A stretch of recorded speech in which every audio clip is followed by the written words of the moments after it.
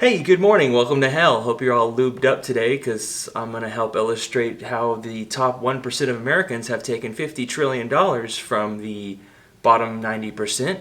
And that's why we are killing ourselves and life expectancy is lower and generally everyone I know is miserable.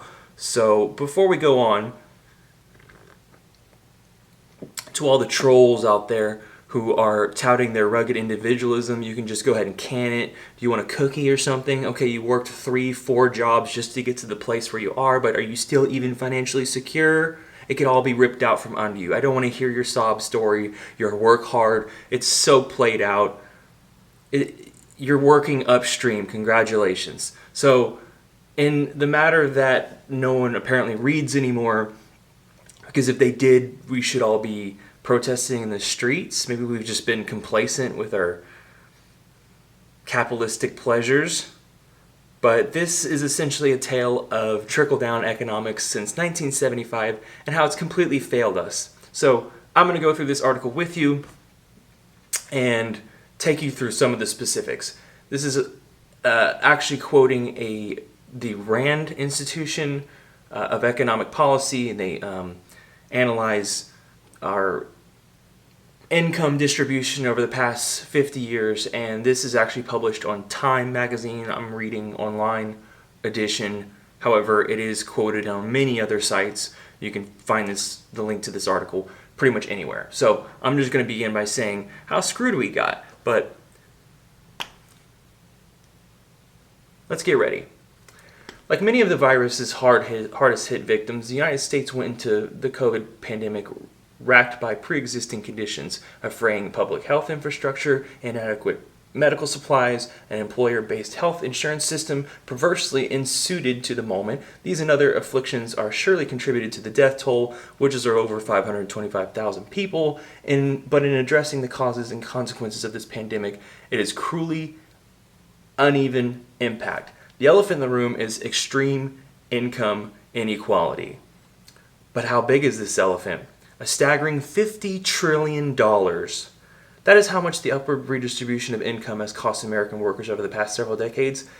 This is just not some back-of-the-napkin approximation. According to a groundbreaking new work paper by the Carter C. Price, Catherine Edwards of the Rand Corporation had a more equitable income distributions of the 3 decades following World War II, that's 1945 through 1974, held steady.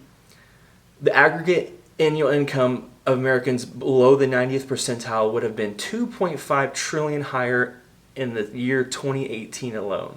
That is an amount equal to nearly 12% of GDP, enough to more than double median income, enough to pay every single working American in the bottom 9 percentiles an additional $1,144 that we could use to eat and pay our bills every month. Every month, every single year. Price and Edwards calculates that the cumulative tab for our 4-decade-long experiment in radical inequality has grown to over $47 trillion from 1975 through 2018 at a recent pace of $2.5 trillion a year. The number we estimate across the $50 trillion mark by 2020. That's $50 trillion that could have gone into the hands of hardworking Americans and had been unequally held constant. 50 trillion would have been able to vast majority of Americans enter this pandemic far more healthy, resilient, and financially secure. As the Rand report demonstrates, the rising tide did not lift all boats. It didn't even lift most of them, as nearly all of the benefit as growth over the past 45 years was captured by those at the top. And we know who we're talking about: the Zuckerbergs, the Bezoses, the Gates, the Waldens. And it's holding us back. Inequality is meted out unequally. Low-wage workers and their families, disproportionately people of color, suffer from far higher rates of asthma, hypertension, diabetes, and other COVID-19 morbidities, yet they're also far less likely to have health insurance and far more likely to work in essential industries with the highest rates of coronavirus exposure and transmission. It is no surprise then, according to the CDC, that the COVID-19 inflicts a disproportionate burden of illness and death among racial and ethnic minority groups. But imagine how much safer and empowered all American workers if we had $50 trillion paid out to us. So it's just reaping It's just saying over and over. So I'm gonna skip up to some of the specifics just for the sake of time, and get to the figures, the really staggering shit, the shit that makes you want to throw your hands up in the air. That I'm working for fucking peanuts. Are you a typical black man earning $35,000 a year? You're being paid at least $26,000 less than you would have been if income distributions had held constant. Are you a college-educated, prime-age, full-time worker at earning $72,000? Depending on the inflation index used, PCE, CPI, respectively, rising inequality has cost you between $48,000 and $63,000 a year. So hoorah, you got a degree, you're working your ass off, you're even making less than what you should be making. It was a giant lie. But whatever your age or ethnicity, if you earn below the 90th percentile, the income redistribution has been coming out of your pocket. Let's go into some more fun figures here. What if American prosperity had continued to be broadly shared? How much more would a typical worker be earning today? Once the data are compiled, answering these questions are pretty straightforward. So they looked at real taxable income, this group, from 1975 to 2018. Then they compare actual income distributions in 2018 to counterfactual to assume incomes had continued at the pace of growth per capita gross domestic product, 118% over the 1975 income numbers. If we had gone along with the actual increase in GDP, our actual workload, okay?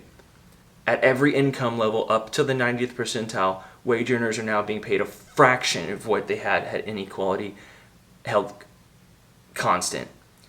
For example, at the median income individual of $36,000, the average worker, I made a little over $30K last year. We're being shortchanged $21,000 a year. I need $10,000 in a hug right now. And all that hard work, I'm 32, all the fucking work I've been doing the past 12 years, I've been getting paid shit diddly for it. Okay, that's what this boils down to. That would be an equivalent an additional $10.10 an hour to $13.50 an hour. This actually underestimates the impact of rising inequality on low and middle income workers, because the gains at the bottom were largely driven by an increase in hours and not an increase in wages. To adjust for that with the changing patterns in workforce, they repeated their analysis for full-year full-time prime-age workers 25 to 54. The results are even more stark. The growth patterns in the 1950s and 60s, the majority of full-time workers did not share the economic growth with the last 40 years. So, okay, go on. On average, the extreme inequality is costing the median income full-time worker about $42,000. Now less than half of what they would have had incomes redistributed keeping at the pace of the economic growth. That's per worker, not per household. Even in households, that's around $50,000 to $66,000 that you're getting shortchanged every year. I mean, it goes on. This is a devastating report, guys. It is only at the 99th percentile that we see incomes growing faster than economic growth at 171% rate of per capita GDP, but even this underestimates the disparity. The average income for the top 1% was substantially higher at more than 300% of the real per capita GDP rate.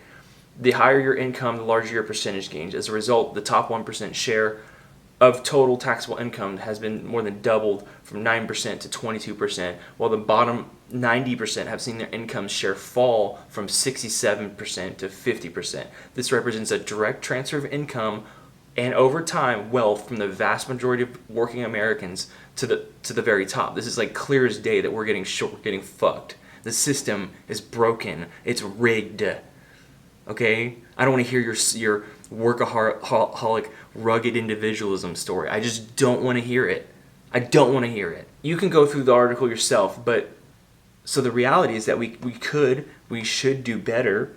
The $50 trillion upwards of redistribution of wealth income, $297,000 per household, has left our families, our economy, our democracy far less capable of fighting this virus than other advanced nations. We are a failing and dying empire. Yet we spend over now total like $800 billion on our military. Get fucking real. Next time I see people wearing military outfits, I'm like, what the fuck is wrong with you? What are you doing, you fucking clown? Why are you wearing that? We are living in a dying empire. Your brothers and sisters in this country are slaving their lives away. Okay? For nothing. This is an America in which 47% of renters are cost burdened, in which 40% of households can't cover a $400 emergency expense, in which half of Americans over the age of 55 have no retirement savings at all. This is America in which 28 million have no health insurance, 44 million are underinsured. I don't have health insurance. They can't afford the deductibles or copays. This is slavery, okay? And they want us to be suppressed. This is a part of the corporations and the government. They're afraid of the masses of people. They always have been since the construction of this country. The ruling elites and the oligarchs are afraid of uprising. They're afraid of the masses, so they've instructed trickle-down economics since 1975 and got their little dirty paws in everything. And now we're plebs. Oh, and also you don't have a future, because abrupt climate change is about to ruin your entire environment. So you're not making shit and there's no future. Tell me why I want to, how I'm motivated now. Tell me where my motivation comes from to do anything at this point. It's awful. Awful. So I'm going to link this below, but it's clear even in the most recent nearly $2 trillion package, we still couldn't instruct a measure to raise minimum wages after this long. Okay? So enjoy your time in hell and share this video, because apparently people don't read. We live in a society of spectacle. And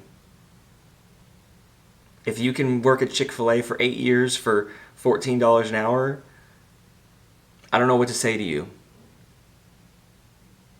because there's no future. Okay? Thanks for watching.